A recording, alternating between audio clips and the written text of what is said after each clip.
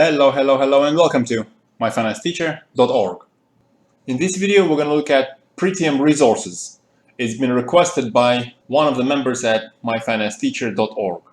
First of all, today is 15th of September, and actually a couple of weeks later, possibly once the price of PVG increases a little bit, I will make this video public on YouTube. So if you are watching this on YouTube, and you want to get more timely and regular updates on a range of assets, as you see here from the homepage at myfinanceteacher.org, I do update the members quite frequently on a range of assets. You can actually consider joining a membership, which you can do by clicking this register button on the homepage. For now, coming back to Pretium Resources, what we're going to do is we're going to look at company valuation, and we're going to consider, of course, gold price, the reserves and the resources that the company has, the cost of extracting those reserves and resources, the debts that the company has, shares outstanding. We're going to take the time value of money into the account as well. And we're also going to look at insider shares, as those might be stronger hands, possibly supporting the share price. So first of all, looking at the gold price, I'm going to look at three scenarios. Balanced with a gold price of 1925. Imagine this being sort of an average price over the next few years. This currently is around 2% below the ongoing spot price. And a quick reminder here, this sort of valuation only works in the longer term, as we look at such fundamentals as the reserves in the ground, rather than any technicals on the ongoing daily chart. Next, the conservative scenario is going to include the price of gold of 1732, and that's around 10% below the price of the balanced scenario. And for optimistic scenario, we're going to look at the gold price of 2117, and that's again around 10% higher than the price of the balanced scenario. So applying that to the reserves that the company has in the ground. And the company has both proven and probable reserves, as well as measured and indicated resources. For proven and probable, the company has 4.2 million ounces of gold and 30.1 million ounces of silver. The source of this information is the company website, more specifically Brucejack Reserves and Resources Update from March 2020. For measured and indicated resources, the company has 7.6 million ounces of gold and 49.1 million ounces of silver. Again, it's the same source of information in this case.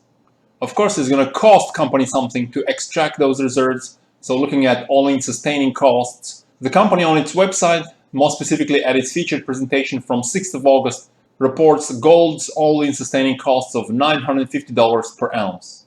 The costs for silver are not reported, so what I'm going to do is I'm going to treat silver as some sort of gold equivalent at a gold-silver ratio of 80. This is actually above the ongoing gold-silver ratio, making our valuation a little bit more conservative, as a higher gold-silver ratio actually reduces the value of silver that the company has in the ground.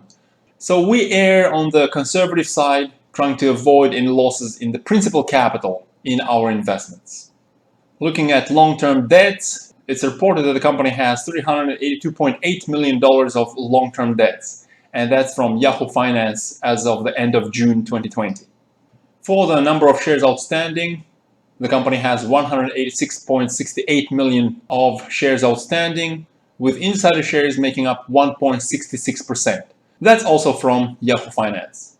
Taking into account the time value of money, it's going to take time to extract those reserves from the ground. So dividing the proven and probable reserves by the annual production reported on the company website gives us around 12 years to mine the proven and probable reserves. And for the time value of money, I'm going to apply the discount rate of 5%. I think 5% is high enough for the level of risk one would take with this gold miner.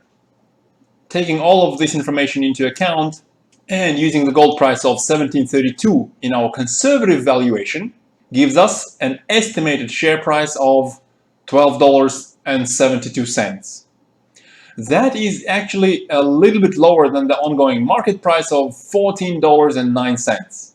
So what this shows us is that if gold price on average fluctuates somewhere around 1800 over the next few years, if we don't see an explosive rise in gold price, then there are some risks with investing into this gold miner. But that again, being relatively conservative here, We didn't even take into account, for example, the measured and indicated resources. We also didn't look at any exploration potential within the company. We've only looked at the proven and probable reserves that the company has in the ground. So moving on to the balanced scenario, all the data here is the same except for the gold price. Let's plug in the price of 1925. The estimated valuation per share in this case is going to be $16.23. That's already a little bit better than the ongoing market price of $14.09. Although the potential for gains here is not that amazing. So let's move on to our optimistic scenario.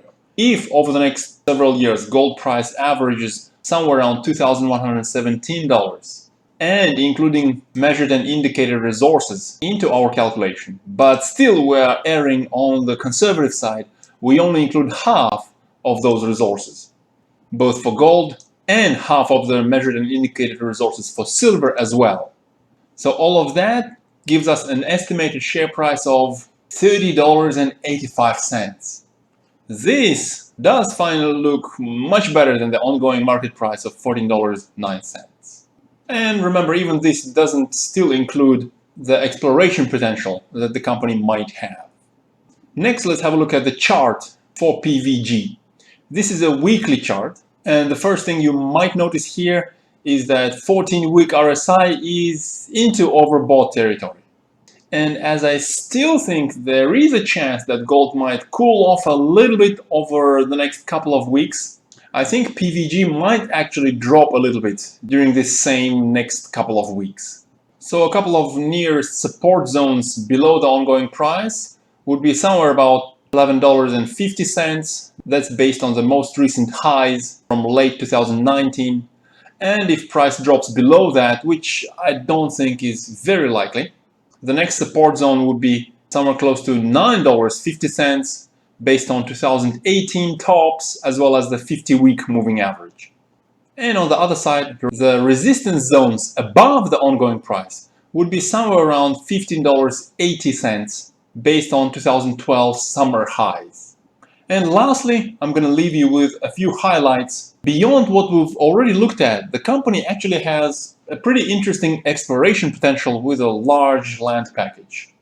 Secondly, without experiencing any interruptions for the recent pandemic, the company is actually on target for its gold production for 2020. And lastly, the cash balance for the company is also pretty nice at over $124 million by the end of the second quarter this year. So there you go, Pretium Resources for you, and I'm going to leave you with this question. Given that the 40-week RSI is overbought, do you think it's likely that PVG is going to drop down to, say, $12 over the next couple of months? Let me know in the comments. I wish you a wonderful day and good luck in your trades.